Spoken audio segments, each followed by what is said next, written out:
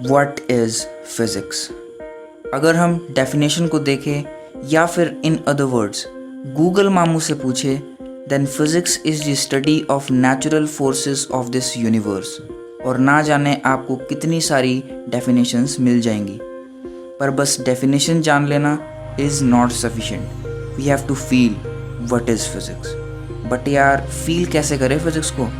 तो फिज़िक्स की फील लेने के लिए you have to just understand the concept deeply, knowing logic behind its every part। और उस कंसेप्ट का रियल लाइफ में क्या एप्लीकेशन है ये तो पता ही होना चाहिए, क्योंकि इससे आपका इंटरेस्ट बहुत ज़्यादा बढ़ जाएगा। And that's called feeling physics. So let's feel it by starting today's episode.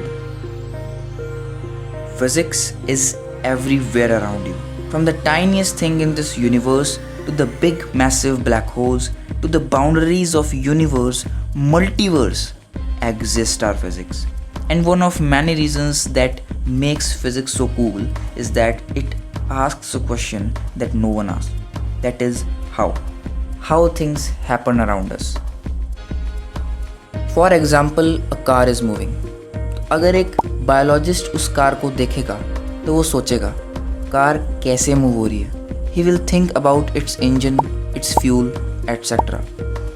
While अगर एक फिजिसिस्ट उस कार को देखेगा तो he will think how the car is moving, what is its speed, acceleration, friction, etc. While a chemist, sorry every chemistry lover, just a joke. Moreover, physics helps you to see the things which you are not able to see with your eyes। ओ भाई कौन सी चीज़ें नहीं देख सकते हम अपनी आंखों से?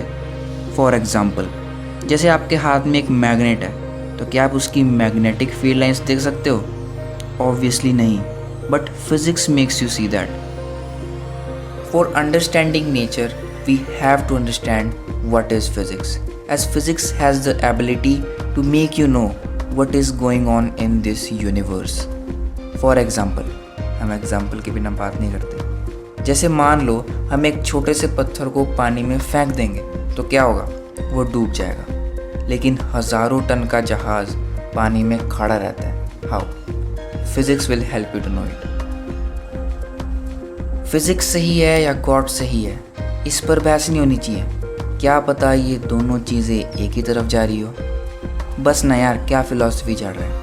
Physics is philosophy. यस, क्योंकि यार अगर आप नोटिस करोगे, every big physicist is a big philosopher. Even sir Albert Einstein, sir Steven Hawkings, etcetera etcetera etcetera. और इनकी हाई लेवल कोटेशंस तो आपने सुनी ही होगी। However difficult life may seem, there is always hope for something you can do and succeed at। ये quotation किसकी है? Let me know in the comment section। But यार फिज़िक्स की थोड़ी रेपुटेशन कम है as of being one of the most hardest sciences। But यार trust me, if you'll not only understand physics but feel it, then I promise physics will make your way। और रही बात marks की, यार जब concept अच्छे से clear होगा तो मार्क्स तो आ ही जाएगा ना यार।